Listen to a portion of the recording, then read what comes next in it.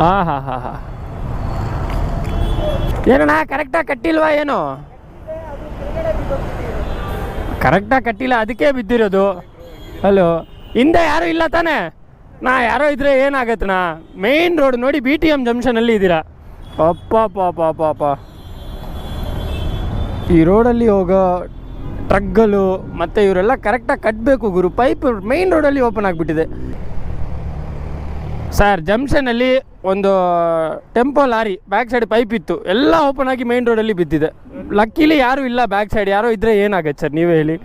ಈಗ ಹೊರಟ್ಬಿಟ್ಟೆ ಅವರು, ಬೇಗ ಬೇಗ ಯಾರೋ ಬಂದುಬಿಡ್ತಾರೆ ಪೊಲೀಸ್ ಅಂತ ಅವರು ಹೊರಟ್ಬಿಟ್ಟೆ.